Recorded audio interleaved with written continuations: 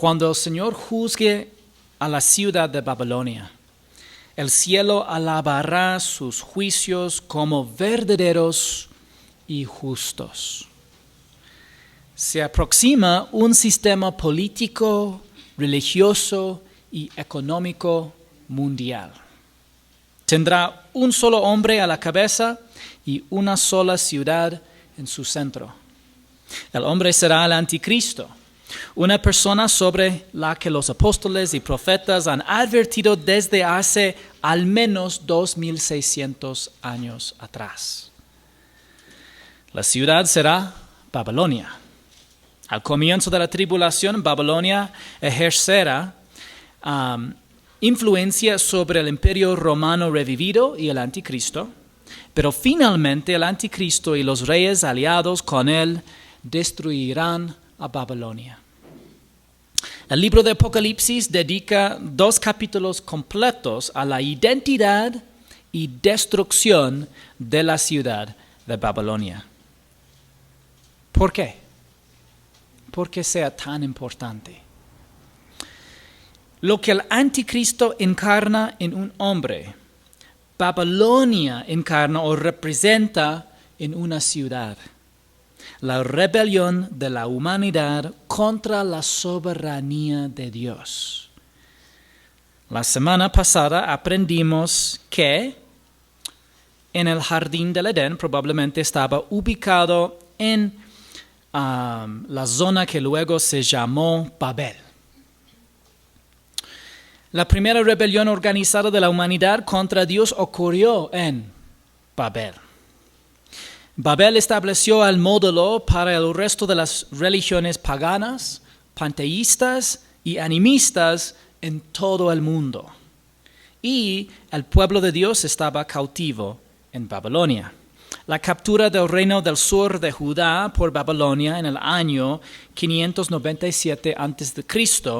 inició los tiempos de los gentiles mencionados por Jesús en Lucas 21-24, y estos tiempos de los gentiles concluirán con la segunda venida de Jesucristo al final de la tribulación. 5.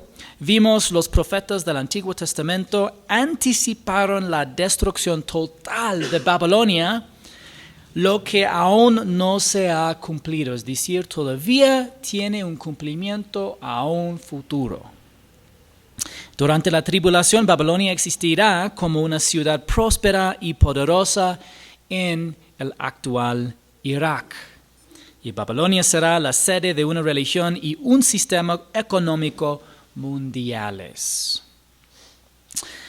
Ahora, el destino de Babilonia nos muestra la verdadera naturaleza de Satanás y los resultados que podemos esperar por fidelidad a su sistema.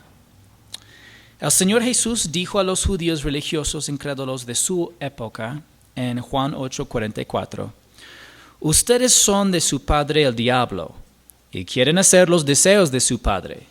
Él fue un asesino desde el principio y no se ha mantenido en la verdad porque no hay verdad en él. Cuando habla mentira, habla de su propia naturaleza porque es mentiroso y el padre de la mentira. Satanás es un mentiroso y un asesino.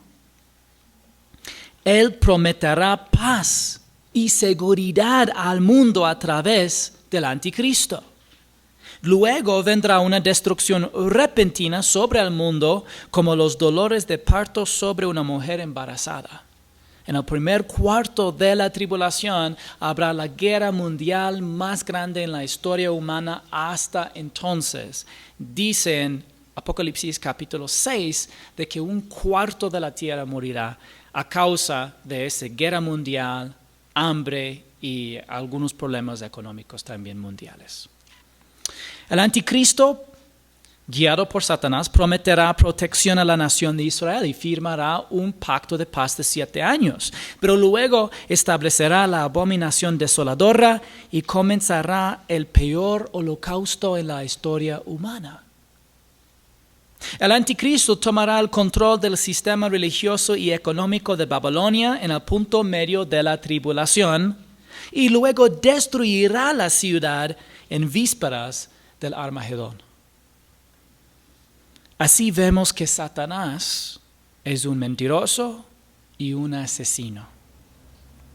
¿Cómo pueden estas realidades futuras afectar la forma en que vivimos en el presente? Podemos saber que Satanás es un mentiroso y un asesino. No cumplirá sus promesas. El Señor es veraz y justo. Él cumplirá cada una de sus promesas. Solo considere su promesa de redención. Tan pronto como la humanidad se unió a la rebelión de Satanás contra el Señor en el jardín del Edén, les hizo una promesa de liberación a través de un Salvador venidero. Y en presencia de Adán y Eva, el Señor dijo esto al serpiente Satanás en Génesis 3:15. Pondré enemistad entre tú y la mujer, y entre tu simiente y su simiente. Él te herirá en la cabeza, y tú lo herirás en el talón. ¿Cómo se cumplió esa promesa? Mediante la muerte sustitutiva de Jesucristo en la cruz. El apóstol Pablo escribió en Romanos 5, 6 al 8, porque mientras aún éramos débiles, a su tiempo Cristo murió por los impíos, porque difícilmente habrá alguien que muera por un justo, aunque tal vez alguno se atreva a morir por el bueno. Pero Dios demuestra su amor para con nosotros, en que siendo aún pecadores, Cristo murió por nosotros. El pecado separó a la humanidad de Dios porque Él es santo. La palabra de Dios describe esa separación como muerte. Cuando ves el cuerpo sin vida de alguien a quien amas, sientes una intensa sensación de separación. Porque su cuerpo está presente, pero su alma está ausente. De la misma manera, la humanidad se separó de una relación correcta con su Creador a través del pecado de Adán. Sus hijos también nacieron pecadores, separados de Dios en un estado de muerte espiritual. Nacimos en el reino de las tinieblas, aliados con Satanás, bajo una condenación justa. Cada uno de nosotros es un pecador que merece la separación eterna de Dios en un lugar de tormento consciente que se llama el lago de fuego. Como pecadores débiles e impíos, Jesús murió por nosotros como nuestro sustituto, lo que significa que murió en nuestro lugar por todos nuestros pecados, desde el primer pecado que nosotros cometimos cuando éramos bebés hasta el último pecado que cometeremos en el día de nuestro último suspiro. Jesús es Dios. Recuerda que Dios ha existido eternamente en tres personas distintas: el Padre, el Hijo y el Espíritu Santo. Y por ser Dios, el Hijo es perfecto, Él es santo, Él es justo. Después de convertirse en hombre, vivió una vida sin pecado, lo que lo calificó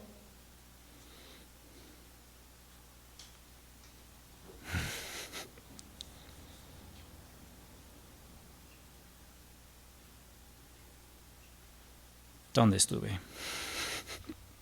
Bueno, lo que lo calificó para morir como nuestro sustituto en la cruz.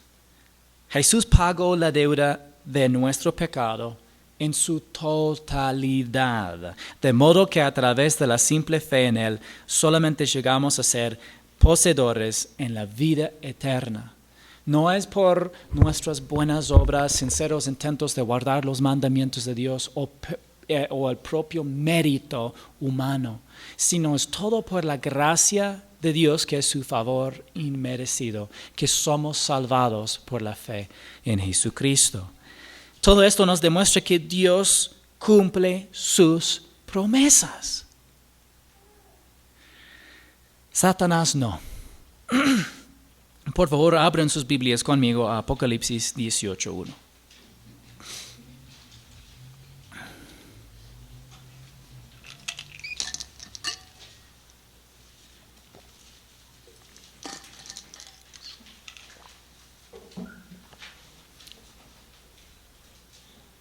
Después de esto vi a otro ángel descender del cielo que tenía gran poder, y la tierra fue iluminada con su gloria. El libro de Apocalipsis está lleno de ángeles impresionantes que revela la inmensidad y variedad de la hueste angelical. Y gritó con potente voz: Cayó la gran Babilonia. Se ha convertido en habitación de demonios, en guarida de todo espíritu inmundo y en guarida de toda ave inmunda y aborrecible. Porque todas las naciones han bebido del vino de la pasión de su inmoralidad, y los reyes de la tierra han cometido actos inmorales con ella, y los mercaderes de la tierra se han enriquecido con la riqueza de su sensualidad. Durante el milenio, mientras Satanás esté atado en el abismo, sus demonios habitarán en las ruinas de Babilonia.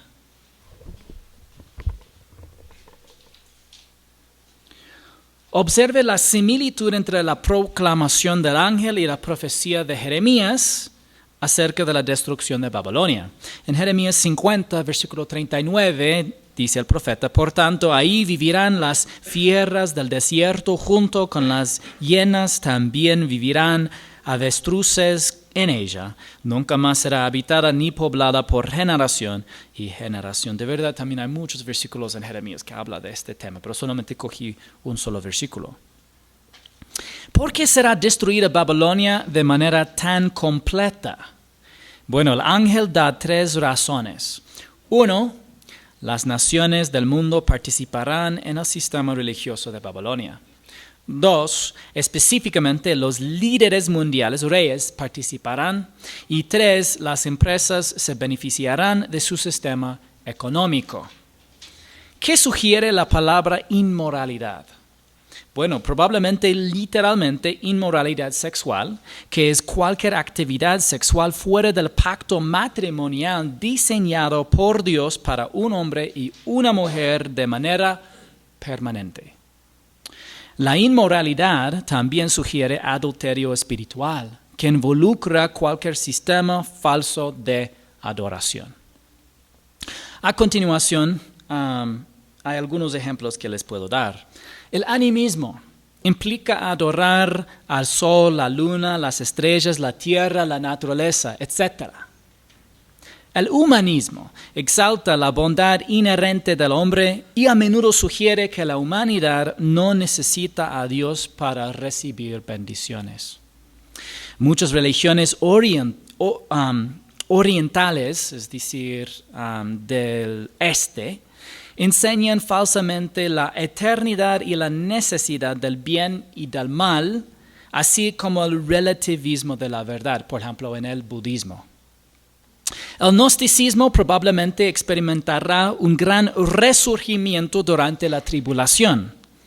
El gnosticismo enseña que todos los hombres son divinos y que podemos alcanzar la deidad a través del conocimiento y el descubrimiento interior. Eso es una locura.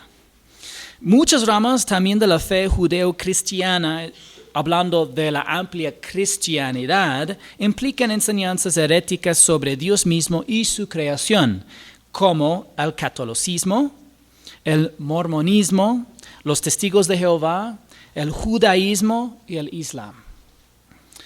El verdadero origen de estas religiones falsas es la antigua Babilonia.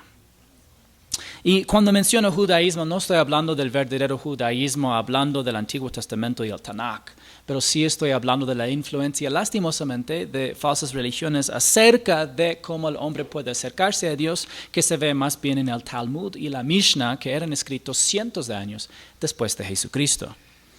Pero ¿dónde podemos encontrar la verdad? en la palabra inspirada, escrita e infalible de Dios, que está compuesta por los 66 libros de la Biblia. Aquí es donde encontramos la verdad. Pero ¿qué advertencia da el cielo?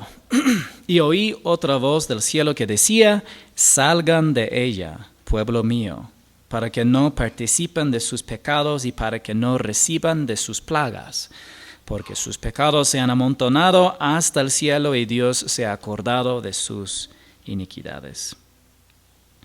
¿De quién era la voz que oyó Juan? Bueno, probablemente del Padre o de Jesucristo. ¿Qué significa salgan de ella? Bueno, la voz del cielo podría estar diciendo a los creyentes a que literalmente salieran de la ciudad. Al salir de la ciudad, evitarían caer en la tentación de su falso sistema de adoración y por lo tanto evitarían participar en su destrucción. El cielo advierte a los creyentes que abandonen la ciudad y separen de sus falsos sistemas de adoración. Tenemos que recordar, no estamos hablando solamente de un sistema religioso mundial, sino específicamente la sede de este sistema religioso mundial, un lugar específico que tiene como hogar para esta religión mundial venidero.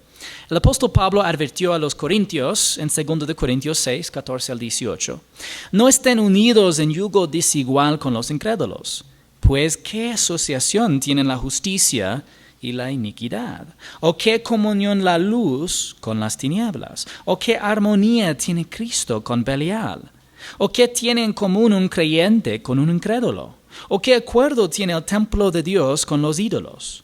Porque nosotros somos el templo del Dios vivo, como Dios dijo, habitaré en ellos y andaré entre ellos y seré su Dios, y ellos serán mi pueblo. Por tanto, salgan de en medio de ellos y apártense, dice el Señor, y no toquen lo inmundo, y los recibiré. Yo seré un padre para ustedes, y ustedes serán para mí hijos e hijas, dice el Señor Todopoderoso. Ahora, no es difícil entender lo que dice Pablo aquí.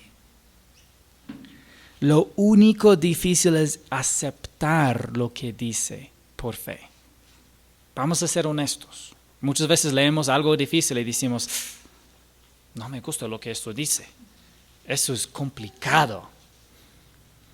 Eso es difícil de entender. Muchas veces solamente es difícil creer. Es difícil aceptar y aplicar en nuestras vidas. Por naturaleza humana queremos llevarnos bien con todos los demás. Queremos agradar y ser aceptados. Es fácil permitir que este deseo se anteponga a la fidelidad al Señor y a lo que le agrada. La alternativa de agradar a los demás no es agradar a uno mismo. La alternativa de agradar a los demás es agradar al Señor. Y así es como deberíamos verlo. La cultura pone más bien es entre agradarme a mí o agradarte a ti. Dios dice que la verdadera batalla es entre agradar a cualquier otra persona o agradarle a Él. Pero a veces lo que está en juego es mucho. En cuanto a la fidelidad al Señor, en comparación con seguir el sistema del mundo y ganarse la aprobación de otros cuyo modo de pensar y acciones no armonizan con la palabra de Dios. Durante la tribulación que se avecina, lo que está en juego no podría ser más importante. Habrá muy importante para creyentes la distinción y separación. Sin embargo, deberíamos reconocer que también es importante hoy. Páguenle tal como ella ha pagado y devuélvanle doble según sus obras. En la copa que ella ha preparado, preparen el doble para ella.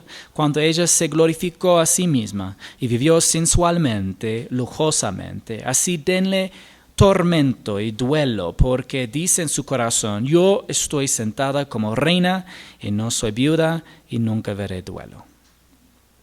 Aquí la voz del cielo personifica a Babilonia con las palabras, yo estoy sentada como reina y no soy viuda y nunca veré duelo. No deberíamos entender esto como literalmente un espíritu femenina maligna hablando.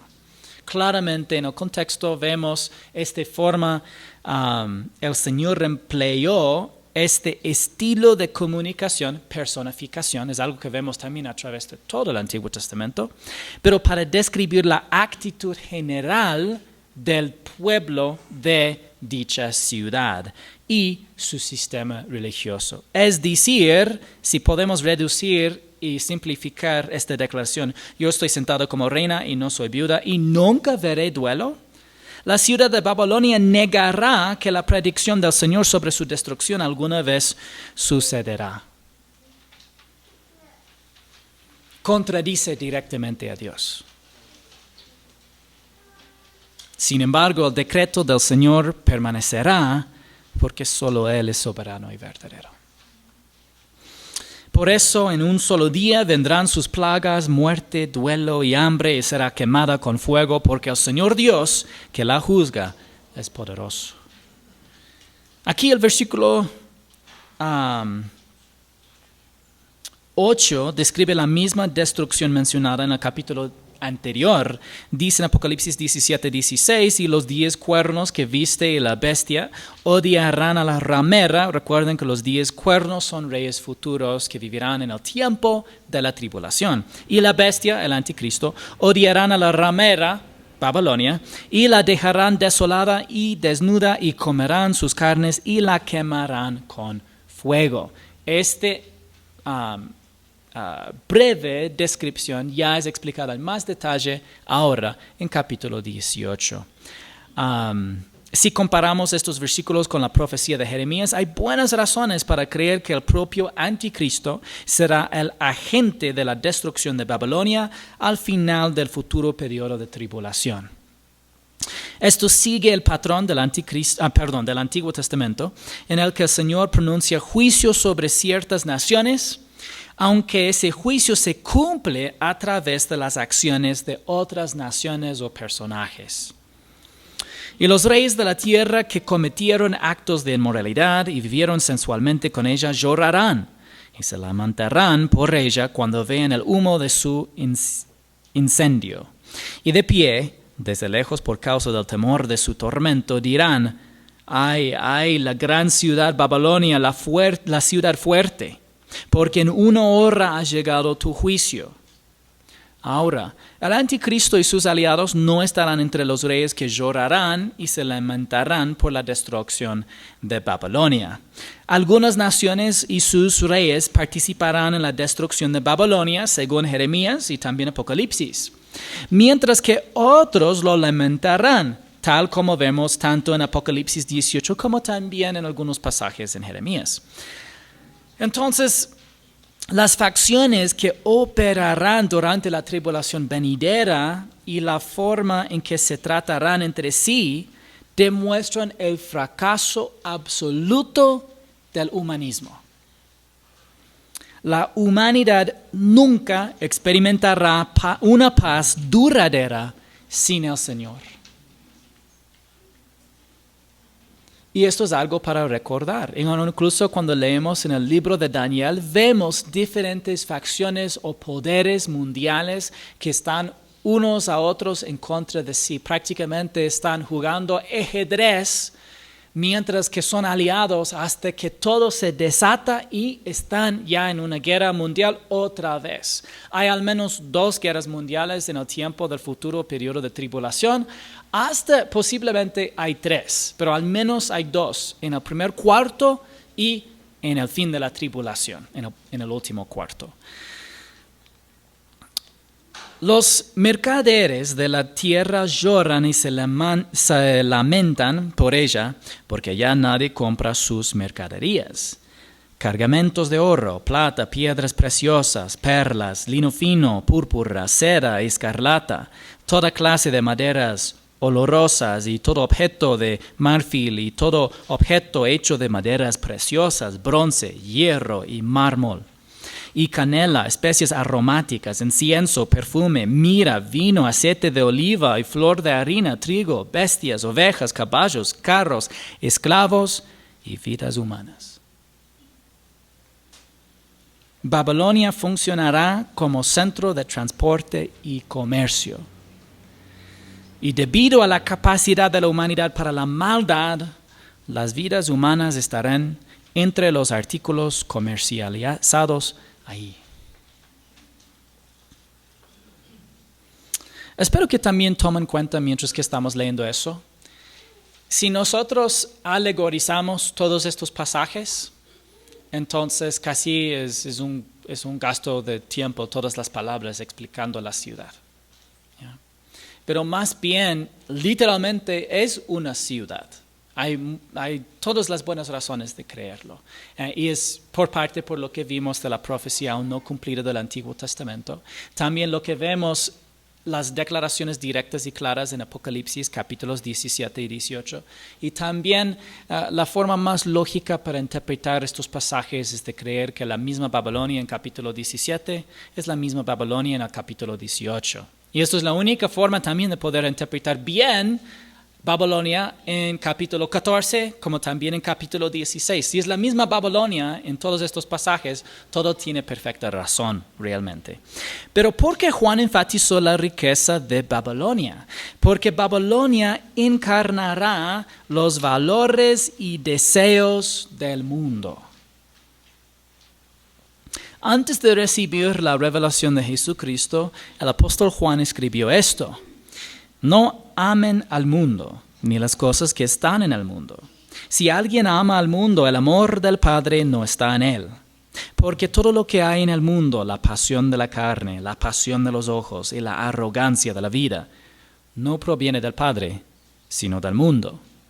El mundo pasa y también sus pasiones, pero el que hace la voluntad de Dios permanece para siempre. ¿Cómo podemos armonizar este versículo con el hecho de que Dios nos da todas las cosas para que las disfrutemos, como leemos en otros lugares en las Escrituras? Bueno, Wiersbe explica diciendo: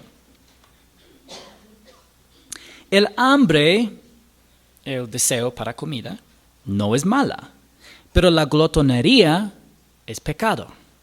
La sed no es mala, pero la embriaguez es pecado.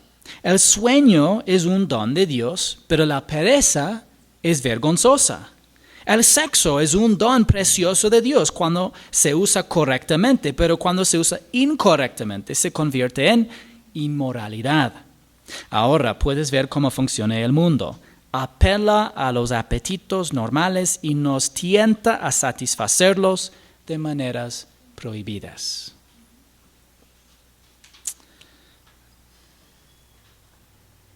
Les doy unos ejemplos muy sencillos. Tener unos pantalones jean bonitos, no sé, creo que estos son bonitos, no es pecado. Pero codiciar un par de pantalones y encontrar en ellos un gran valor los convierte en objeto de la pasión de los ojos.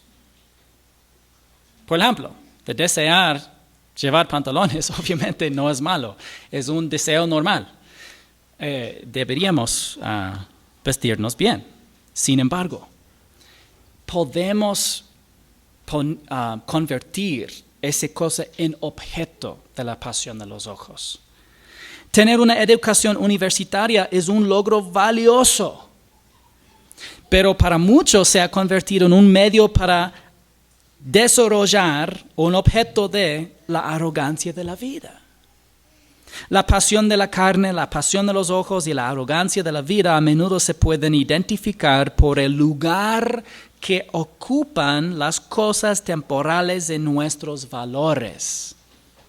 En el Sermón del Monte el Señor Jesús dijo esto: nadie puede servir a dos señores, porque o aborrecerá a uno y amará al otro, o apreciará a uno y despreciará al otro. Ustedes no pueden servir a Dios y a las riquezas. Entonces, vean las palabras claves en 1 de Juan capítulo 2. La palabra clave es amar.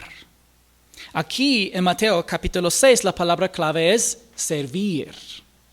¿Ya? Y entonces, ¿qué aplicación podemos tener?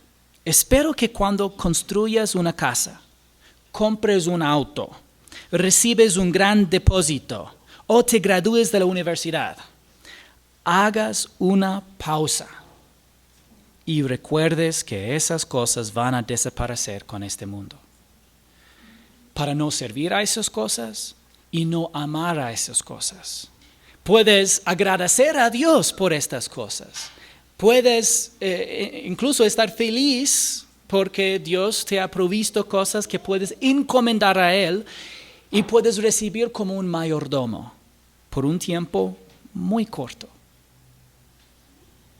Pero encontrar tu valor, tu identidad en el Señor, de valorar y apreciar las cosas de valor eterno, de amar y servir a nuestro Dios. Este sistema mundial y sus valores desaparecerán. Si bien la palabra de Dios reconoce la belleza, la fuerza, la sabiduría, ¿en serio, pastor? Puedes leer Esther. Puedes leer acerca de Sansón. Puedes leer acerca de Salomón. La Biblia reconoce belleza, fuerza, sabiduría y cualquier otra virtud verdadera. Pero considera estos dones de Dios con mucho menos respeto que las cosas de valor eterno, como el carácter de Cristo, integridad espiritual y amor sacrificial. Tiene razón, hermanos. Es un tema de valores y perspectiva. Y echaron polvo sobre sus cabezas y llorando y lamentándose gritaban: ¡ay, ay, la gran ciudad en la cual todos los que tenían naves en el mar se enriquecieron a costa de sus riquezas, porque en una hora ha sido asolada! La ciudad reconstruida de Babilonia tendrá un lugar importante en el comercio naval mundial. Pero ¿por qué es tan largo este lamento? Vemos un lamento que extiende. Los habitantes de la tierra celebrarán la muerte del pueblo de Dios, como vemos en los dos testigos. Y lamentarán la destrucción de Babilonia. El Señor predijo esto en Juan 15, 18 al 20. Si el mundo los odia, sepan que me ha odiado a mí antes que a ustedes. Si ustedes fueran del mundo, el mundo amaría lo suyo. Pero como no son del mundo, sino que yo los escogí de entre el mundo, por eso el mundo los odia. Acuérdense de la palabra que yo les dije: un siervo no es mayor que su Señor. Si me persiguieron a mí, también los perseguirán a ustedes. Si guardaron mi palabra, también guardarán la palabra de ustedes. Si tenemos las expectativas correctas como discípulos de Jesucristo, nos prepararemos para recibir el odio de los demás. Fue Spurgeon quien planteó esta pregunta penetrante: ¿esperas ser honrado en un mundo donde tu Señor fue crucificado? Lamentablemente creo que la mayoría de nosotros esperamos ser honrados en un mundo donde nuestro Señor fue crucificado. Por naturaleza creemos, si hablamos la verdad, gente la valorarán. Y es la verdad que algunos sí. Y es la verdad que algunos corazones que Dios ha preparado y el Espíritu Santo está convenciendo de su necesidad de salvación. O hay creyentes que están en comunión con Dios y andando por fe, respondiendo al ministerio activo del Espíritu Santo de Dios para que sean transformados. Y ellos sí, cuando escuchan la verdad, responderán. Pero lamentablemente hay muchas almas. Los perdidos, ellos solamente tienen una sola naturaleza y es la pecaminosa. Entonces por instinto rebelen en contra de las cosas de Dios. Y por instinto van a atacar también al pueblo de Dios. Y también hay algunos creyentes que a veces están controlados por la carne, la naturaleza pecaminosa, y no responden bien cuando escuchan la verdad, porque no están siendo guiados por el Espíritu, sino por la carne. Pero entonces es importante que nosotros podamos reconocer que si el Señor mismo sufrió por hablar la verdad, aunque Él es la verdad manifestado, entonces podemos esperar lo mismo, específicamente del mundo perdido. A diferencia de los reyes de la tierra, las empresas y las naves, ¿cómo reaccionará el cielo ante la destrucción de Babilonia? Regocíjate sobre ella, cielo, y también ustedes santos, apóstoles y profetas, porque Dios ha pronunciado juicio contra ella por ustedes. Warren Wiersbe señaló, en contraste con el lamento de los reyes y los comerciantes, está el regocijo de los habitantes del cielo por la caída de Babilonia. Qué importante es que el pueblo de Dios vea los acontecimientos desde el punto de vista de Dios. De hecho, se nos manda regocijarnos por la caída de Babilonia, porque en este juicio Dios vindicará a sus siervos que fueron martirizados. Los creyentes serán reivindicados por el juicio de Dios sobre Babilonia.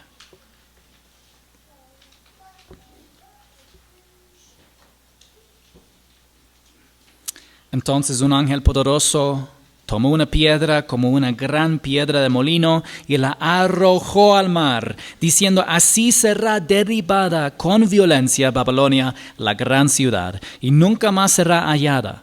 El sonido de arpista, de músicos, de flautistas y de trompeteros no se oirá más en ti. Ningún artífice de oficio alguno se hará más en ti. Ningún ruido de molino se oirá más en ti. Ninguna luz de la lámpara alumbrará más en ti. Tampoco la voz del novio y de la novia se oirá más en ti. Porque tus mercaderes eran los grandes de la tierra, pues todas las naciones fueron engañadas por tus hechicerías. Las artes y las industrias de Babilonia serán destruidas permanentemente. Y entonces pensemos un momento en las artes y las industrias de Nueva York, California, etc. Babilonia será similar. Aquí esta lista está dada para que podamos entender todas las dimensiones de esta ciudad y por qué fue famosa. Y en ella fue hallada la sangre de los profetas, de los santos y de todos los que habían sido muertos sobre la tierra.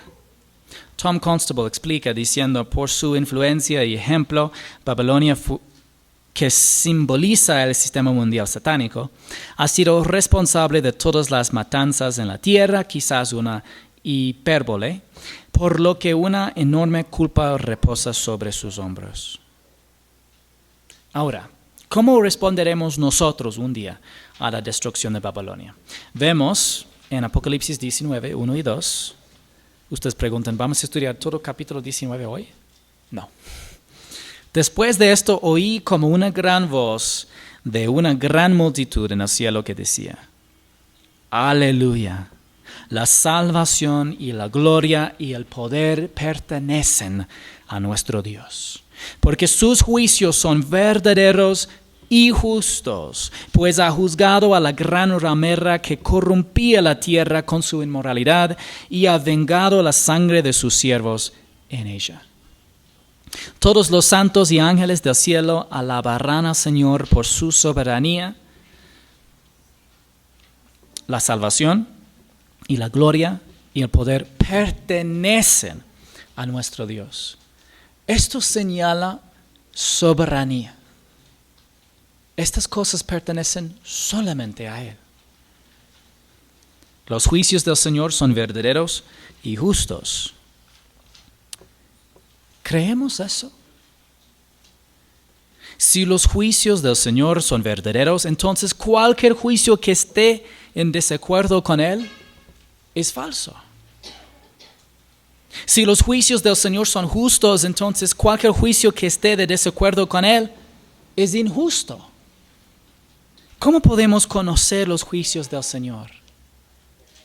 en la palabra escrita de Dios. No es un misterio. ¿Estamos de acuerdo con la palabra escrita de Dios sobre el sexo,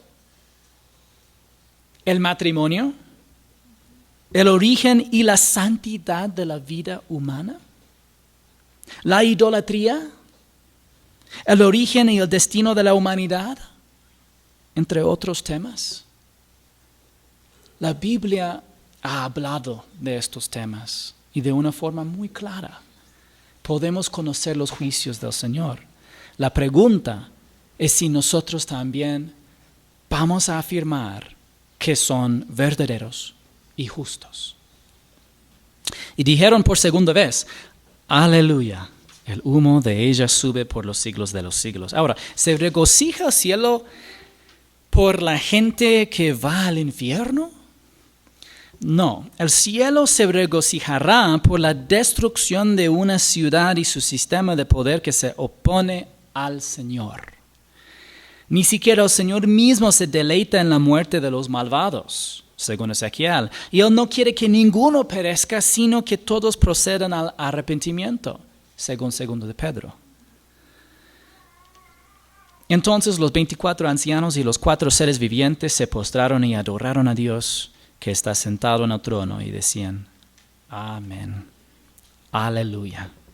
Y del trono salió una voz que decía, alaben ustedes a nuestro Dios, todos ustedes sus siervos, los que le temen, los pequeños y los grandes. Juan menciona nuevamente a los 24 ancianos que probablemente representan a la iglesia resucitada y recompensada. Junto con los 4 seres vivientes se postraron y adoraron a Dios. Aleluya significa alabado sea el Señor. Es de hebreo, transliterado en griego y transliterado después en español. Aleluya, alabado sea Yahweh, el Señor. Luego, desde el área del trono, una voz decía que se alabara a Dios. Cuando ponemos nuestra fe en Jesucristo, nos liberamos del derecho legal de la naturaleza pecaminosa de gobernar en nuestras vidas, pero también nos convertimos en siervos de Cristo. La palabra en griego para siervo puede significar tanto un sirviente doméstico como también incluso un esclavo. Una vez fuimos siervos del pecado, pero ahora somos siervos de la justicia. Como siervos de Dios conocemos la gracia de Dios mejor que nadie, pero también conocemos su justicia y santidad. Y como resultado tenemos una gran reverencia. Aquí dice, los que le temen. Tenemos reverencia por Él y tomamos su palabra en serio. Los creyentes en Cristo, siervos de Dios que le temen, debemos responder a sus juicios con alabanza. Probablemente la mejor aplicación para nuestras vidas viene directamente de la pluma del apóstol Pedro, que dijo pero el día del Señor vendrá como ladrón. El día del Señor incluye tanto la tribulación como el milenio, hasta el fin del milenio, con la destrucción del presente, cielos y tierra,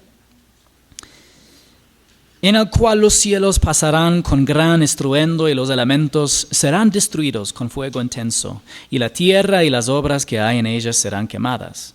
Puesto que todas estas cosas han de ser destruidas de esta manera, ¿qué clase de personas no deben ser ustedes en santa conducta y en piedad, esperando y apresurando la venida del día de Dios, en el cual los cielos serán destruidos por fuego y los elementos se fundirán con intenso calor? Pues según su promesa nosotros esperamos nuevos cielos y nueva tierra, en los cuales mora la justicia.